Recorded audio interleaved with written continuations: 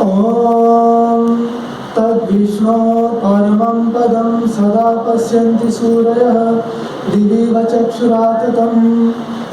मंचस्थ विराजमान विद्वत मंडल एवं इस यज्ञ वेदी पर विराजमान मेरे सभी ज्येष्ठ कनिष्ठ भ्राताओं एवं जालपुट माध्यमेन इस कार्यक्रम को देखते हुए एवं सुनने वाले समस्त धर्म प्रेमी सज्जनों एवं पूज्या मातृशक्ति, मैं आज आपके सामने एक ऐसे विषय को लेकर उपस्थित हुआ हूँ जिस विषय का जानना आज हमारे लिए उतना ही आवश्यक है जितना कि इस शरीर को भोजन, और वह विषय है यज्ञ द्वारा चिकित्सा। अर्थात हम यज्ञ द्वारा किस प्रकार अपने रोगों का निदान कर सकते हैं, किस प्रकार इस यज्ञ द्वारा अपनी सभी बीमारियां, अपनी सभी प्रकार की गंदगियों को नष्ट कर सकते हैं, इस विषय पर मैं आपके सामने चर्चा करना चाहूँगा। आज वर्तमान समय में हम यज्ञ को केवल और केवल एक पूजा पाठ का साधन मान बैठे हैं, जो कि हमारी एक महान भूल है। यदि हम यज्ञ के प्रत्येक क्रियाकलाप को और यज्ञ में प्रयुक्त होने वाले प्रत्येक साधन को एक वैज्ञानिक दृष्टि देते हैं तो कोई भी क्रियाकलाप तथा कोई भी साधन ऐसा नहीं है जो कि व्यर्थ हो, जिसका कि प्रयोग न हो। यज्ञ में होने वाला छोटे से छोटा क्रियाकलाप तथा यज्ञ में होने वाली प्रयोग होने वाले जितने भी साधन हैं, प्रत्येक साधन अपने साथ एक बहुत बड़ी वैज्ञानिकता को लिए हुए है। तथा यज्ञ जहाँ पर्यावरण की शुद्धि पूर्ण रूप से करता है, वहीं मनुष्य के रोगों को तथा गंदगी, शारीरिक गंदगी तथा मानसिक जो रोग होते हैं, उन रोगों का भी पूर्ण रूप से निदान करता है। इस बात का उद्घोष करते हुए स्वयं अथर्ववेद में कहा गया है कि इदम हवियातु दानान नदी फेन विवाहत, अर्थात जिस प्रकार एक नदी झागों को बहाकर ले जाती है और उनको नष्ट कर देती है, ठीक इसी प्रकार जो यह यज्ञ है, इसके अंदर जो हम हवि प्रदान करते हैं, वह हवि भी समस्त रोगों को बहाकर दूर ले जाती है और उनको नष्ट कर देती है। यज्ञ का प्रारंभ ही एक ऐसी क्रिया से होता है जो कि अनंत रोगों को नष्ट करने वाली होती है। हम सभी जानते हैं कि यज्ञ की प्रारंभिक क्रिया आचमन है। हम यज्ञ के प्रारंभ में 3 बार आचमन करते हैं, और हम 3 बार आचमन क्यों करते हैं तथा जो हम 3 बार जल पीते हैं और उस जल को भी हथेली पर रखकर पीते हैं, यह क्यों पीते हैं? क्यों ना हम उस जल को चम्मच से सीधा मुंह में डाल लें अथवा गिलास से ही सीधा पी लें, उसको हथेली पर रखकर ही क्यों पीते हैं? इसका भी एक रोग नाश में बहुत बड़ा महत्व है। हम सब जानते हैं कि हम जो भी कुछ ठंडा पदार्थ अथवा गर्म भोजन खाते हैं, वह हमारे शरीर में तब तक नहीं पचता जब तक कि उस भोजन का या फिर उस पदार्थ का तापमान हमारे शरीर के तापमान के बराबर नहीं हो जाता। अर्थात जो भी हम खाते हैं अपने शरीर के तापमान से ठंडा अथवा गर्म, सबसे पहला जो हमारी क्रिया होती है, हमारे शरीर जो उस भोजन पर सबसे पहली क्रिया करता है, वह यही क्रिया करता है कि वह उस भोजन को, उस पदार्थ को अपने तापमान में परिवर्तित करता है और पुनः उसकी आगे की क्रिया अर्थात पाचन क्रिया आदि प्रारंभ होती है।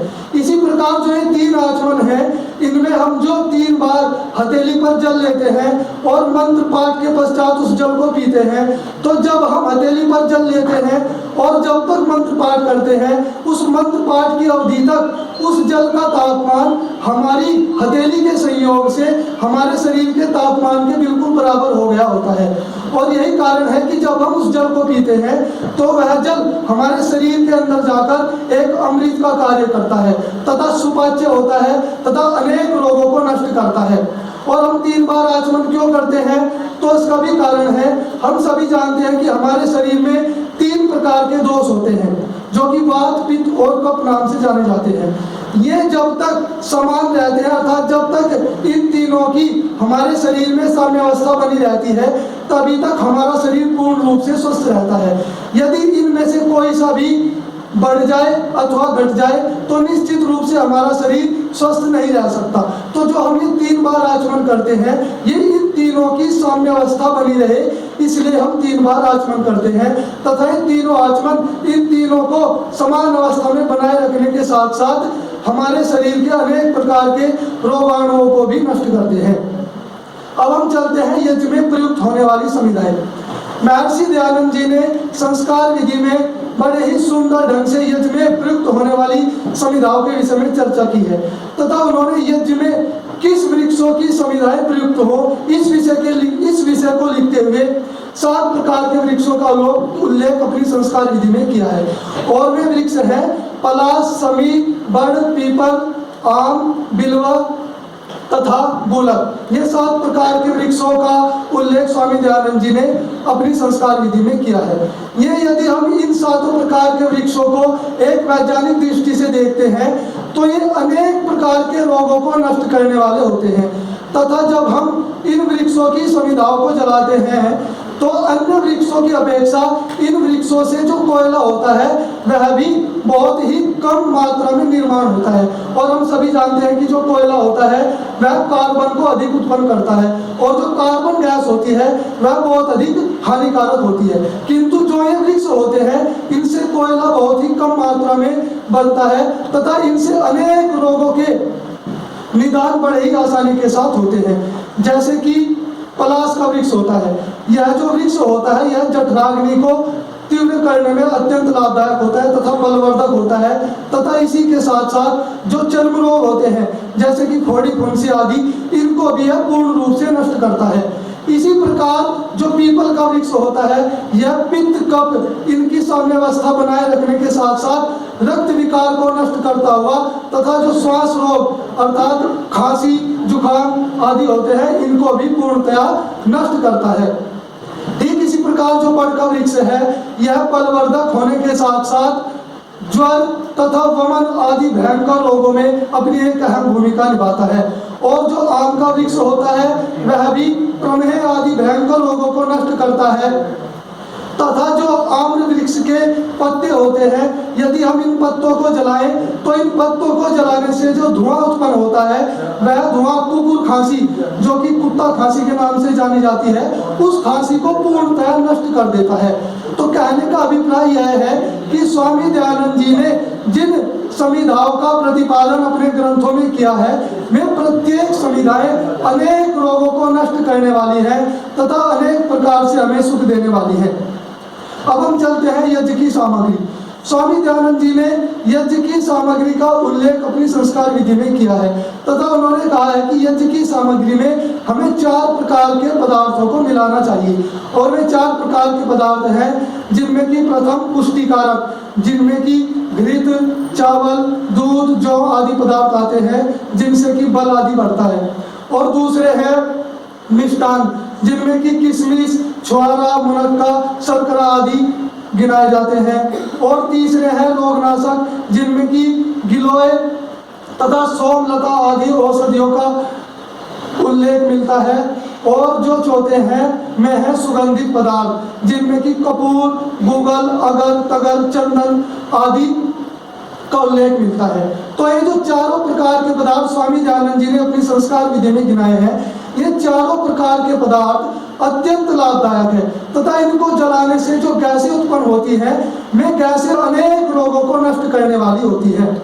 जैसे कि जो कपूर होता है, कपूर का निर्माण जो कपूर का वृक्ष होता है इसको पहले जलाया जाता है और इसको जलाने से जो एक प्रकार का तेलीय पदार्थ निकलता है उस तेलीय पदार्थ को इकट्ठा किया जाता है और उससे कपूर का निर्माण किया जाता है। और जो कपूर होता है जब हम इसको अग्नि में जलाते हैं तो यह अनेक प्रकार अर्थात सर्वत्र सुगंध को फैलाता है तथा सुगंध के साथ साथ यह नेत्र ज्योति को बढ़ाने में भी अपनी एक अहम भूमिका निभाता है। इसी के साथ जो गूगल होता है यह भी सुगंधित होता है तथा इसी के साथ साथ यह अनेक रोगों को नष्ट करता है। गूगल की विशेषता बताते हुए अथर्ववेद में कहा गया है कि नातम यक्ष्मा अरुंधते नैनम समथो अस्मृते यम भेषजस्य गुलगुलो सुरभीर गंधो अस्मृते। अर्थात जिस मनुष्य के शरीर में गूगल से निकली हुई सुगंध जिस मनुष्य के शरीर में व्याप्त हो जाती है, फैल जाती है, वह मनुष्य कभी भी राज यक्ष्मा जो कि एक बहुत बड़ा रोग है जिसको कि क्षय रोग के नाम से जाना जाता है, वह रोग उस मनुष्य को कभी नहीं हो सकता। तो इसी प्रकार ये प्रत्येक पदार्थ अनेक रोगों को नष्ट करते हैं। इसी प्रकार जो घृत है वह स्मरण शक्ति, बल, बुद्धि आदि को बढ़ाने वाला है तथा हमारे शास्त्रों में तो घृत को यहाँ तक कह दिया कि आयुर्वै घृतम अर्थात घृत ही आयु है। घृत को खाने से आयु बढ़ती है, यह हमारे शास्त्रों में पूर्णतया उल्लिखित है। तथा इसके साथ साथ जो शर्करा, किशमिश आदि पदार्थ हैं, यह भी अत्यंत लाभदायक है। और जो गिलोय है, यह तो हम सब जानते ही हैं कि अनेक रोगों में लाभदायक है। यदि हम गिलोय और गूगल को यज्ञ में डालें तो मलेरिया के कीटाणु बहुत ही जल्दी नष्ट हो जाते हैं। तथा इस बात को हमारे प्राचीन ऋषि मुनियों ने तो प्रतिपादन किया ही, उन्होंने तो इन पदार्थों को जाना तथा प्रयोग में लाए भी।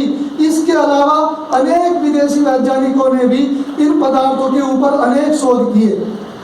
जिस प्रकार फ्रांस के ही वैज्ञानिक डॉक्टर ट्रिलवार्ट ने शक्कर के ऊपर अपना शोध किया। उन्होंने शक्कर को जलाया, और जब उन्होंने शक्कर को जलाया तो शक्कर को जलाने से जो गैस उत्पन्न हुई, उस गैस से हैजा, चेचक और यक्ष्मा इन रोगों के कीटाणु बहुत ही शीघ्र नष्ट हो गए। इसी प्रकार फ्रांस के ही वैज्ञानिक डॉक्टर एम्ट्रैक्ट ने किशमिश और मुनक्का पर शोध किया। जब उन्होंने किशमिश और मुनक्कों को जलाया तो उन्होंने पाया कि केवल 30 मिनट के अंदर ही टाइफाइड जैसे भयंकर ज्वर के कीटाणु नष्ट हो गए।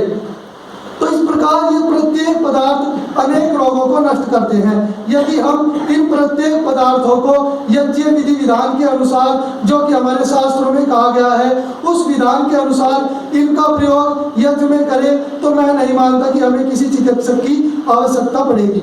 और जो हमारा यज्ञ है, यह शारीरिक रोगों में तो लाभकारी है ही है।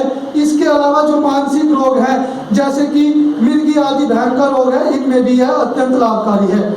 अभी महाराष्ट्र की एक यूनिवर्सिटी है, उन्होंने इस पर शोध किया।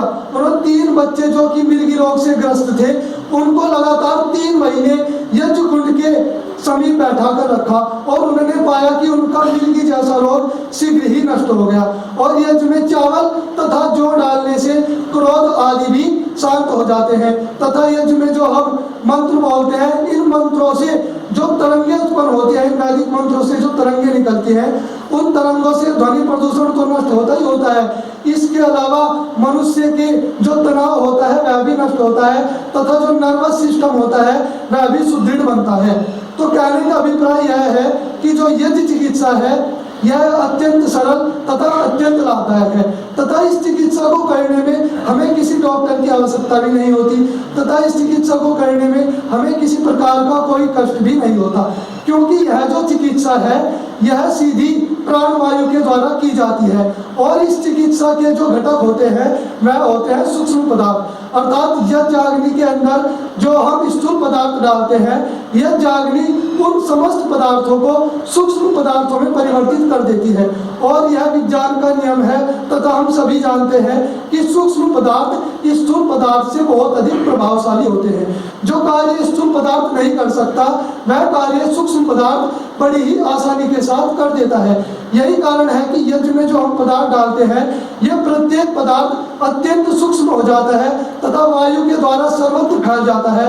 जब यह वायु के द्वारा सर्वत्र फैल जाता है तो यह केवल मानव मात्र को ही नहीं, अपितु इस संपूर्ण सृष्टि में जितने भी जीव मात्र हैं, उन प्रत्येक जीव को अनंत लाभ देता है। तथा इस वातावरण में जितने रोगाणु हैं उनको नष्ट करता है। तथा जब हम प्राण लेते हैं तो ये समस्त पदार्थ सूक्ष्म रूप में उस प्राण वायु के साथ हमारे शरीर के अंदर चले जाते हैं, तथा हमारे शरीर को अनेक रोगों से निदान करते हैं। तथा हमारे शरीर के अंदर जो कोशिकाएं मृत पड़ी हुई है, उनको भी एक नया जीवन इस यज्ञ धूम के द्वारा प्राप्त होता है। तो कहने का अभिप्राय यह है कि यज्ञ एक ऐसी चिकित्सा है जिस चिकित्सा के माध्यम से हम अनेक असाध्य रोगों से लड़ सकते हैं। महर्षि चरक ने तो यहाँ तक कह दिया कि प्रयुक्तया यथा चेष्टया राजयक्ष्मा पुराजित ताम वेद भीताम इष्टिम आरोग्यार्थी प्रयोजय।